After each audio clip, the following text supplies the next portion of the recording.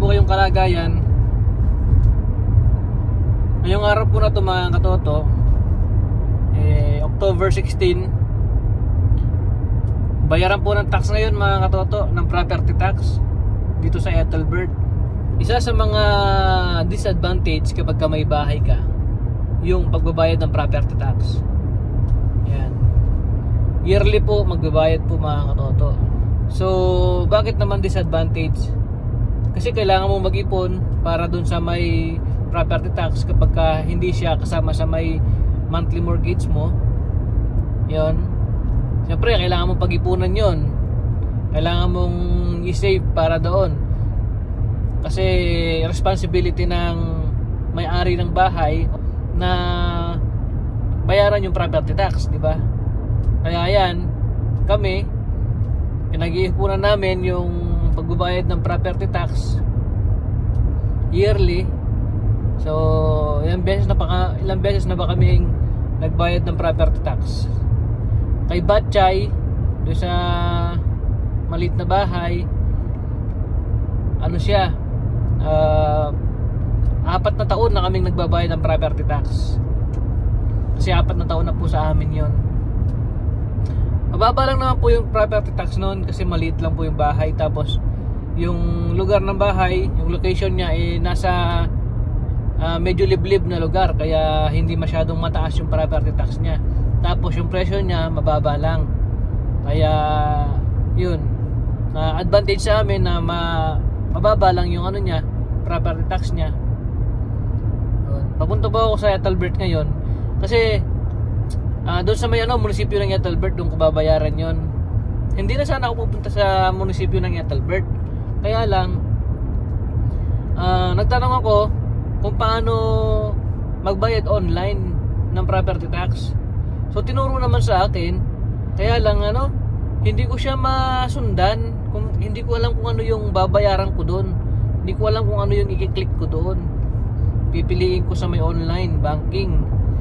So ang nangyari, pupuntahan ko doon sa Ethelbert para mabayaran ko kasi due date niya na ng October 31.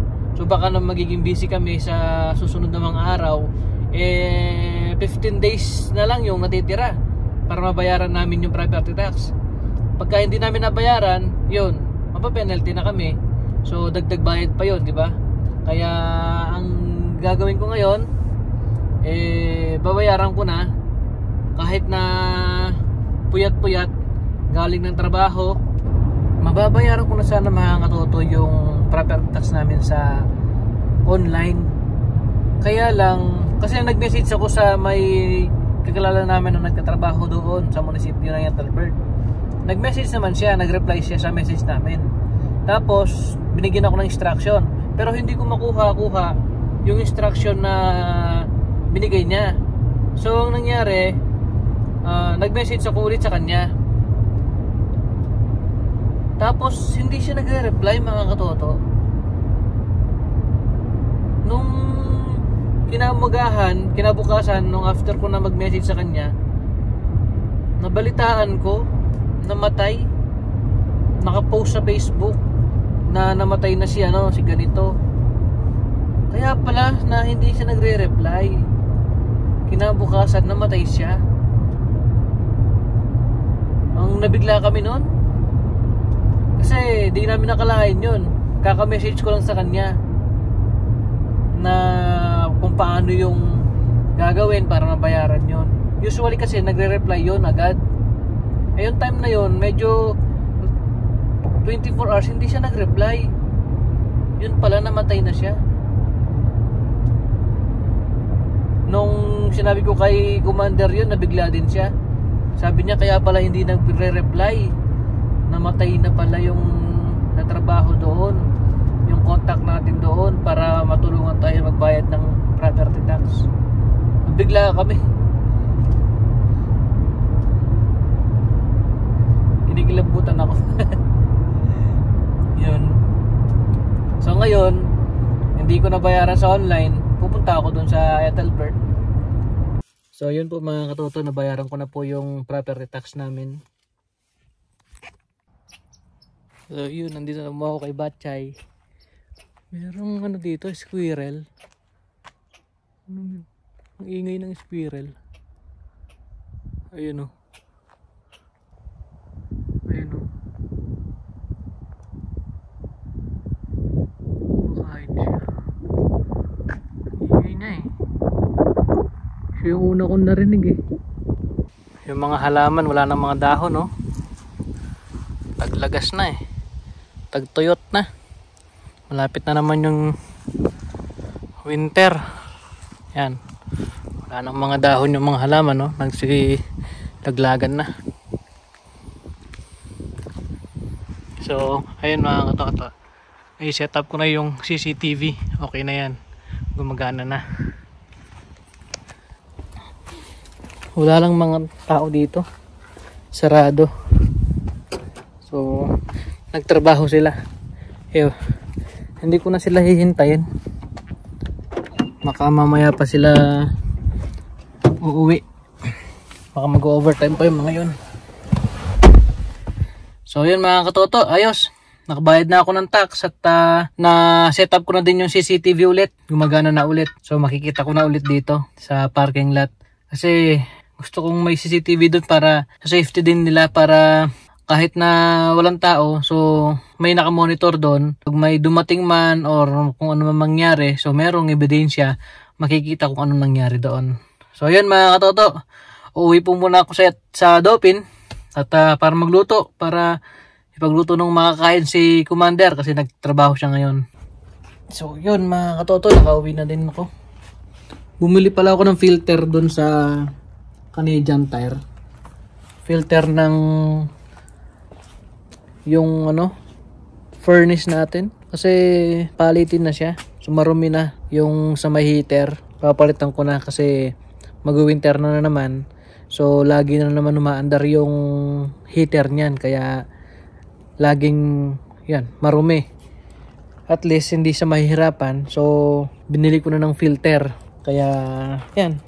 Para ma-prevent din yung pagkasira ng heater. Para medyo tumagal pa rin yung lifespan niya. Para hindi masyadong magpapalinis. 2 taon na kami dito sa bahay na to. Hindi ko pa napalitan itong filter niya. Kaya ayan. Tinignan ko kasi medyo marumi na. Kaya kailangan ng palitan. O si Commander nasa trabaho pa. Ganda yung panahon ngayon. Hindi masyadong malamig. Ayan o. Mga katoto, ito yung mga halaman ko. Ayan, natuyo na sila. Wala na, hindi na tuloy-tuloy na yung pagtuyo na ito. Dapat lilinisan ko to eh, para maitapon yung mga damo-damo. Pero ewan, siguro next year na siguro. Kung hindi ko maasikaso ngayon, next year na, patutuyuin ko na lang yan para maging fertilizer. Marami din akong nakuhang mga bunga ng kalabasa dito. Kamatis, hindi ko masyado napakinabangan. So next year, yan naman ang pagkakabisihan natin. Aayusin natin yan. Aayusin ko yan. Medyo prepare ko na. Tapos, yung pagkakamali ko sa pagtatanim last year, itong taon na to, yung pagkakamali ko itong taon na to, na pagtatanim, hindi ko na uulitin para magkaroon ako ng mga halaman. Kasi ang aga kong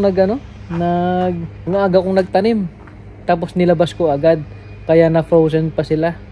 So next year siguro magtatanim ako by May. So magtatanim ako ng May 1 hanggang June na yon. Para June pwede ko nang mai-transfer sa labas. Mainit-init na yon mga katoto. Yan. Lesson learned sa mga pagkakamali. Para susunod ma-improve. Ayan mga katoto. So, lalagay ko muna itong filter na binili ko dun sa may furnace. Ito pala yung furnace namin mga katoto. Ayan. Ito yung heater, water heater. Ito yung heater sa loob ng bahay. So, ito yung kailangan palitan. Ayan.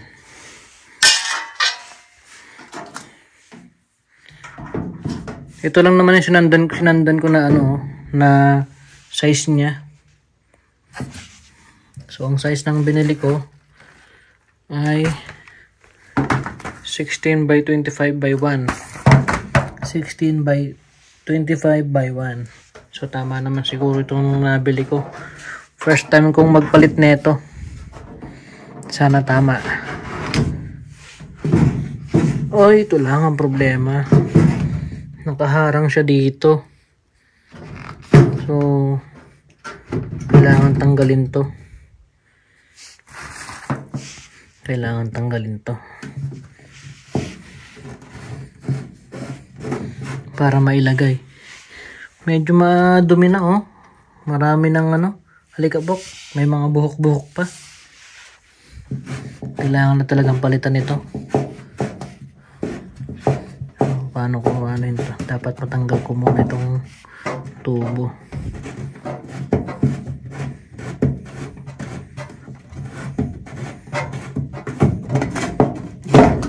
Matanggal.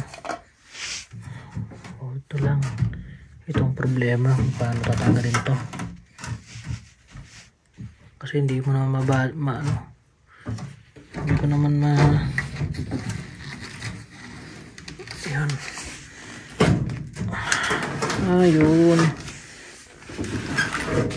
Ayun ang dumi, sobrang dumi na mga katoto. So ito yung bago.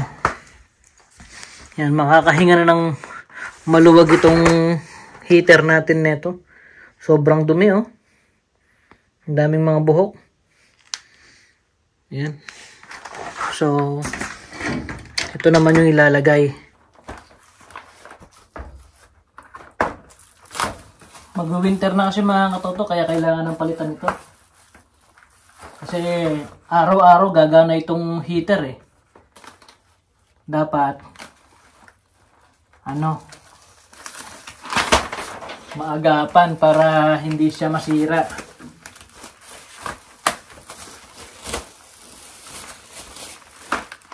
So, ang pagkakalagay niya kanina, ito, airflow sa kanya. Ganyan dapat.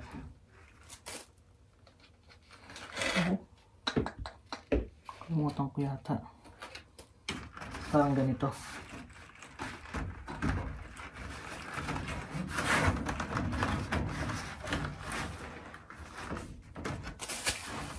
So, ayan. Ganyan.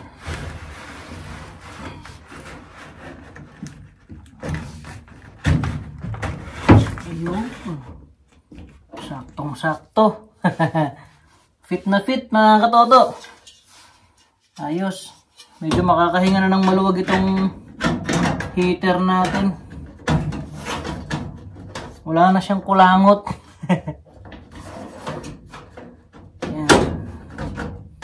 Kaya po mga nakakanood mga katoto, kung may heater po kayong ganito, lalo na dito nasa Canada, may-ari ng bahay. So, palitan nyo po yung yung filter ng heater nyo para ngayong darating na winter, hindi po mahirapan tong furnish natin. Isa rin po na pinagkakagastusan sa pagkakaroon ng bahay dito sa Canada, bukod sa pagbabayad ng mortgage, bukod sa pagbabayad ng utilities, ng tubig, kuryente, wifi, tsaka ng property tax.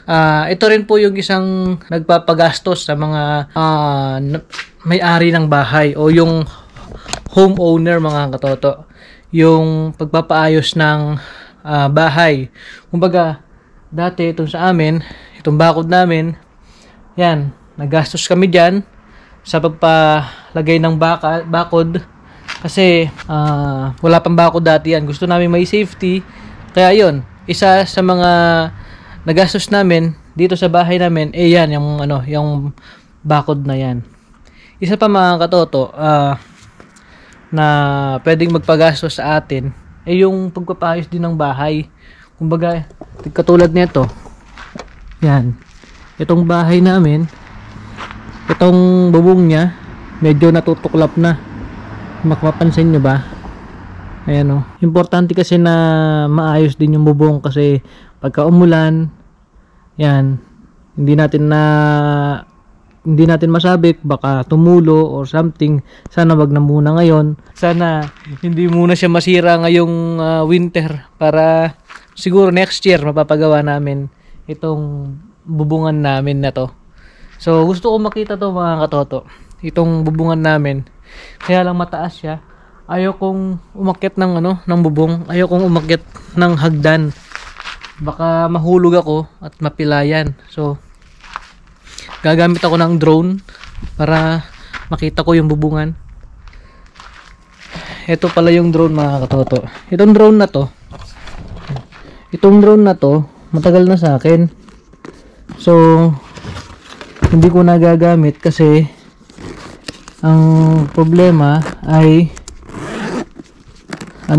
wala akong lisensya, wala akong license. Kasi dito sa Canada, yan. Dito sa Canada mga katoto, kailangan mo ng lisensya kapag ka more than 249 grams yung drone mo. So ito, more than 249 grams ito. Kaya madalang ko lang gamitin. So ilang taon na ba na last ko na gamit to? Siguro 2 years na. Kasi ayaw ko magbayad, baka mahuli ako. Lalo na dito sa lugar namin, merong airport dito. So baka i-report ako or something, mahuli ako. Malaki yung babayaran ko, magastos. Nakita ko sa online kung magkano yung fines nun. Nasa 1,000 yata kapag ka nahuli, di ba? Tapos baka makumpis ka pa itong drone. So mamaya mga katotong hapon, pupunta kami doon sa bahay ng katrabaho ni Commander para picturean yung yung dekorasyon niya daw para sa parang Halloween party, parang ganon, Halloween dekorasyon dun sa harapan ng bahay nila kasi pa Halloween na nga, di ba? So yan, dito ko muna ipapaliparin tong drone na to.